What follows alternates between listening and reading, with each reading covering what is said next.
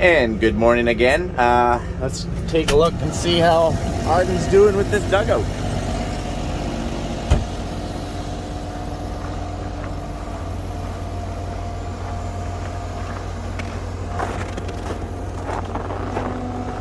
So he took his digging bucket off and he put on this hydraulic swiveling type bucket. Apparently that helps him when he wants to do these side angles, is what I'm told. So how much frost was down here? Like I said in the last video, where there was snow, there's probably around 3-ish feet. Where there was no snow, like out in here, I do believe it was around 4 to 5 feet.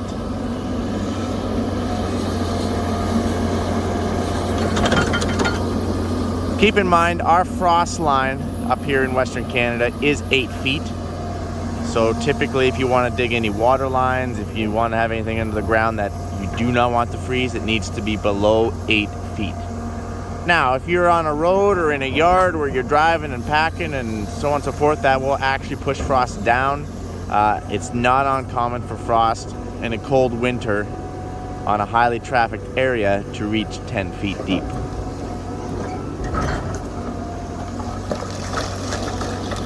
So again, now that he's digging, he's down there, it's not froze. He just kind of keeps pulling it up, grabbing that frost line and hooking it, pulling it, and breaks it off. That's kind of what he's doing.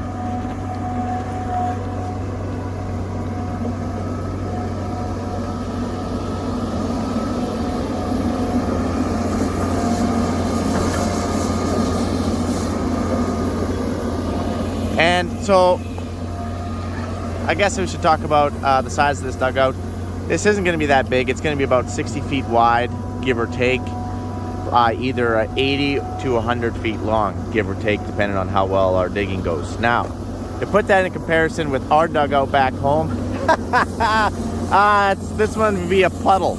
It's a puddle compared to the one that we dug back home with the scrapers and the traco and everything. The one we dug back home, I can't remember the size. I did do a video on it, just scroll back, but I do believe it is like a football field and a half or something like that. So it's quite massive. Because we do battle drought 8 years out of 10, as you guys know that. And we're not going to get any water in our dugout because there's no snow to melt, as you already know that. But as you can clearly see around here, there is still quite a bit of snow to melt.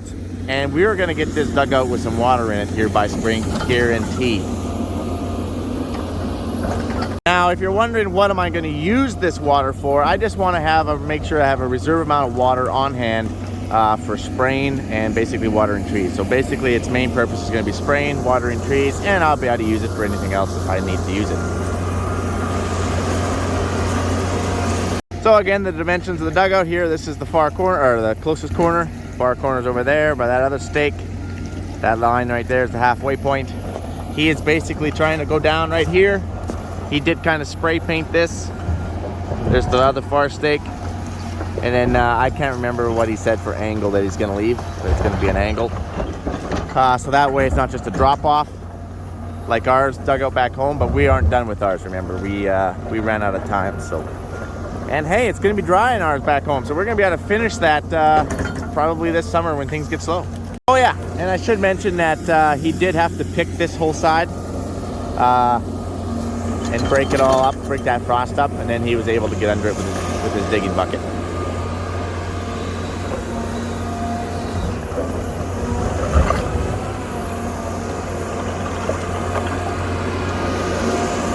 And he is rocking a John Deere 35-ton machine. The number on the side of the machine always tells you the tonnage, one way or another.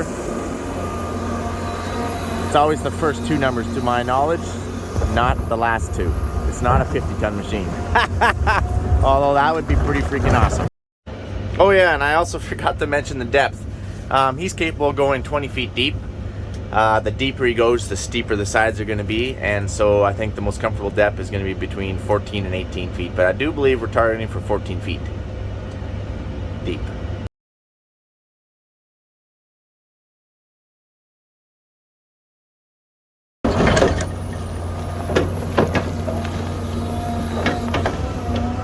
See how he's trying to pull that frost? So anything that we do when the ground is froze is taking a lot longer, which obviously is going to cost a whole heck of a lot more money, right? Well, Mike, why didn't you do it in the fall, like last fall or last summer or something like that? Well, actually, this was pretty wet last summer. It did dry out by last fall. But it just didn't work out with our schedules, I guess.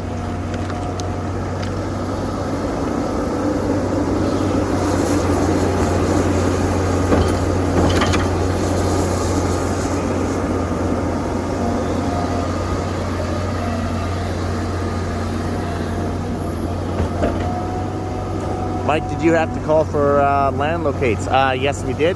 We did that actually before we started. And there's no power, gas, or telephone or anything actually anywhere close.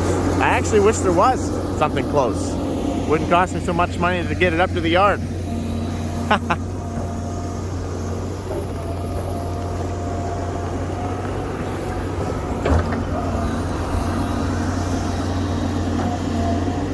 That hydraulic bucket is pretty nifty. I can see how you can do a nice job to the side with it. All right, we're gonna let him do some digging here. Yeah, he's still digging. Little update, it's middle of the afternoon. We just got finished pulling the cat on the trailer, so I'm doing 2 videos today. I'm not sure exactly which one I'm gonna put out to you guys first, but I guess you guys will figure that out.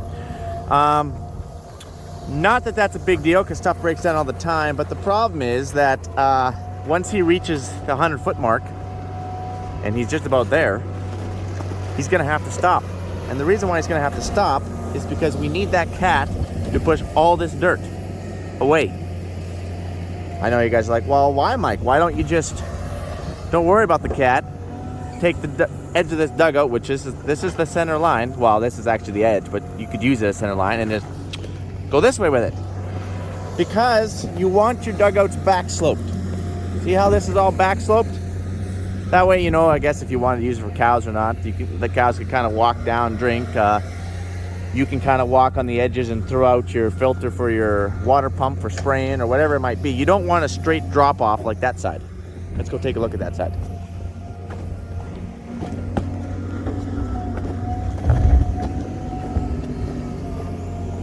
See? That's a straight drop off over there. So I guess in theory, if we would have known that this was going to happen, I guess we could have made that call. We could have aborted the mission.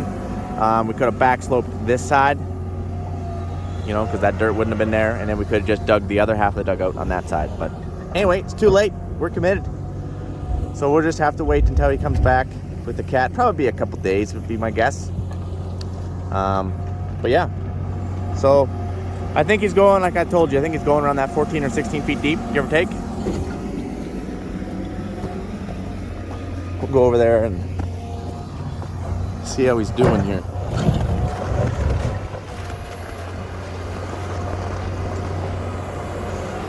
Mike, why are you building such a small dugout, or digging such a small dugout? To be honest, I don't need that much water up here.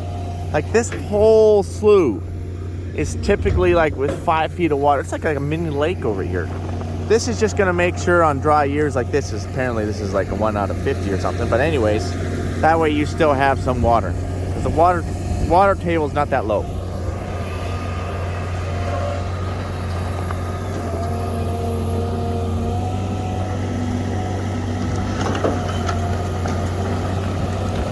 See how those all look like rocks and boulders? That's just frozen soil.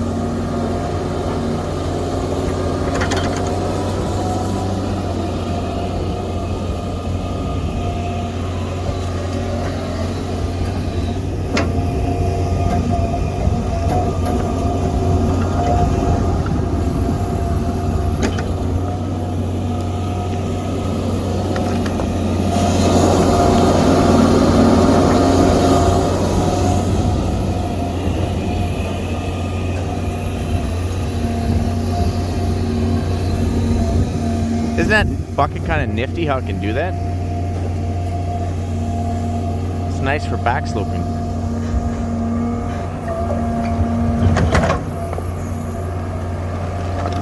Anyways, guys, I'm gonna let you guys go. You guys pretty much got this figured. Here's the line, basically right there. So he's gonna dig this to this stake. Not a whole lot more. He's gonna have to start on the back sloping part of it, and then that's gonna be it. And he's gonna collar for a few days. Well, Mike, isn't that gonna freeze the rest of that? Yeah, it might freeze in that wall a few feet, but with all that dirt on there, it's actually gonna insulate that ground. So I'm not too worried about that, because it is definitely still winter out here. But anyways, you guys get the idea. You guys have yourself a good one. So adios, amigos.